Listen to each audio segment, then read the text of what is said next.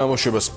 Ქართულ ბაზარზე ადგილობრივი წარმოების წიწიბურა გაჩნდება. ახალქალაქში სასთელ მეურნეობაში უკრაინიდან ჩამოტანილი წიწიბურას სათესლე მასალა გააშენეს. სასთელი მეურნეობა დღეს ქვეყნის პრემიერმა დაათვალიერა და აღნიშნა, რომ ამ მარცვლეული კულტურის განვითარების შემთხვევაში მისი ექსპორტიც იქნება შესაძლებელი.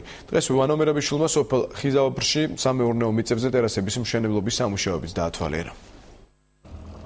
საქართველოში მალე ქართული წარმოების წიწიბურა გაიყიდება. ადგილობრივი პროდუქტი კონკურენციას უცხოურს გაუწევს. ქვეყანაში წლის განმავლობაში საზღვარგარეთიდან 2000 ტონა წიწიბურა შემოდიოდა, თუმცა ახლა მაღაზიებში ადგილობრივი წარმოების პროდუქტი გამოჩნდება.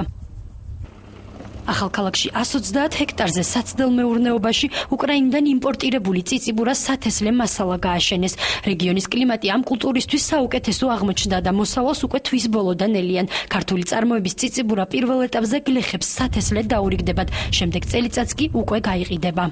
ჩვეულებრივ თუ ვინმე მიცის ქერის, ხორბალის, აი მარცვლოვანი კულტურების მოყვანა, არავითარ პრობლემას არ წარმოადგენს. უბრალოდ პატარა სპეციფიკური ნიუანსებია, რომელიც დავეხმარებით ჩვენ, ძალიან მაღალმოსავლიანია. მისი დათესვა არ წარმოადგენს რთულ პროცესს. ახალქალაქის საცდელი მეურნეობა დღეს ვანო მერაბიშვილმა მოინახულა. ქვეყნის პრემიერი ამბობს, რომ საქართველოში ამ მარცვლეული კულტურის განვითარების შემთხვევაში ქართული ბაზრის დაკმაყოფილებასთან ერთად პროდუქციის ექსპორტზე გატანაც შესაძლებელი იქნება. წიწიბურას ყვავილი კი თაფლის წარმოებისთვისაა საუკეთესო. სწორედ ამიტომ ახალქალაქის მოსახლეობამ მინდვრების მახლობლად ფუტკარიც მოაშენა. ერთი წესი გადავწყვიტეთ და გავაჩინეთ ახალი კულტურა. და გლეხებს, რომელსაც პრობლემა ჰქონდათ თესლის ბრუნვის, თქვათ მარტო კარტოფილი რომ მოყავდა დიდი ხნის განმავლობაში, ან მარტო ხორბალი, ეს პრობლემა იყო, იმიტომ რომ ღარიბდებოდა მიწა, ჩვენ შეგვიძლია ეს პრობლემა მოვაგვაროთ და მეორე პრობლემა მოვაგვაროთ, რომ ის რაც გვაქვს იმპორტი, ჩავონაცვლოთ და შეიძლება მომავალში ექსპორტიც დავიწყოთ, იმიტომ რომ რეგიონში მგონი სხვაგან არსად არ მოდის. არც აზერბაიჯანში, არც სომხეთში არ მოდის.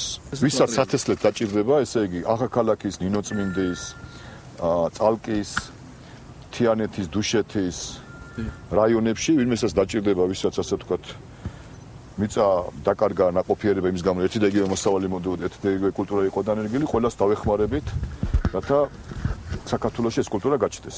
კარგი ხარისხია ამის თაფლი? კი, ცაცხის შემდეგ არის მეორე ადგილზე ეს საუკეთესოა. წიწიბურა ძალიან ისეთი ის არის, რომ კარგი თაფლი გამოდის რა. ყველანაირად აი ყიდველებიც თაფლის მოდიან აქ, ყიდულობენ კიდევაც, რომ აი ოჯახისთვის, პირობებისთვის კარგია ძალიან.